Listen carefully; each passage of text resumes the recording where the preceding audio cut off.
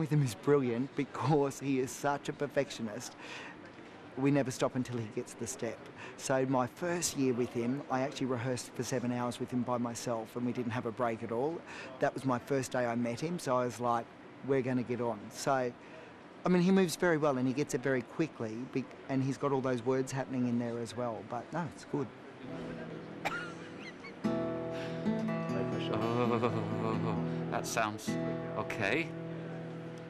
Lots of things to fiddle with. All this, look at all that. See? All that. That's my ears. Yeah, you've got all the different people down there. You can have all in your cans. And spread them right and left. You know, before we just used to have a few faders, but now you can get a real complex mix of all the band and you can put them in stereo pans and everything. So you spend a lot of time fiddling with them rather than just having on and off. Because there's so much to play with, you tend to play with it a lot. I do have Cliff on lock, that's how loud he is. I do have him up in the duets, but usually I just have the other singers to lock in with and the rest of the band. Sounds about right, I think. All I have to do is dream. I can make you mine, taste your lips of wine, anytime, night or day. Only trouble is, gee whiz, I'm dreaming my life away. Probably the most difficult part of this, the whole concept, was to actually choose the songs. I know, because I tour a lot, I know that when I pick The Young Ones and Summer Holiday and Visions, and other songs like that to sing in a show, and I mix them up with maybe new material and other material from the past, I'll always get some letters saying, oh, I wish you'd sung. And I'm thinking, oh, I can't do them all. So then what happens is the next time I go on tour, I do that one, but maybe I drop The Young Ones, and you can bet your life that someone will write and say, oh, you didn't sing The Young Ones. So this show is double the problem for me. How do you actually encapsulate in 2.5 hours what I've recorded over a period of 50 years? And the number of successful records, that's been not a problem, believe me, it was wonderful to have the success.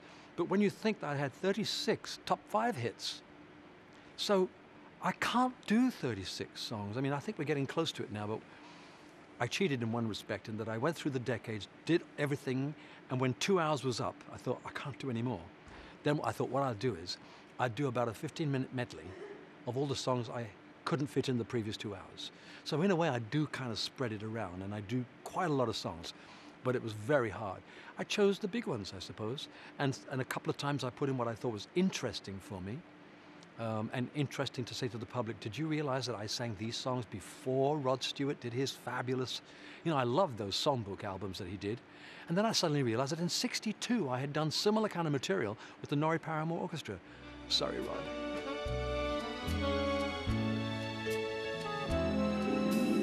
I don't know why I love you like I do. I don't know why, but I do. I don't know why you thrill me like you do.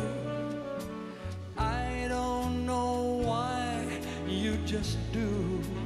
It's been hard for me to deal with the 50-year facet of things. This last year has been filled with planning for 50 years. And of course, it's reminded me that that's how long I've been around. When you actually start a career, this must be true of all of us really, you don't really think about what's going to happen 10 years from now, let alone 50 years. For me, when I started, I lived from day to day, from record to record, then from year to year. And then suddenly I realized, I did an album with the Shadows called Established 58, and that was in 1968. And I thought, oh, 10 years has gone by. Then you forget it again. So 50 years it's been tough to even begin. I can't begin to relate to that much time passing by, because to me, I still feel 18. I still behave like an 18-year-old sometimes. And so therefore, I can't always relate to it. But what it's given me is a chance to recognize what's happened to me. So much has happened to me. It must astound my critics. Well, it surprises and astounds me too. But nevertheless, a lot has happened. I joined him on the 30th anniversary. And here we are now, and the team is the same, the family is the same, and I can't tell you, it's so good to be back.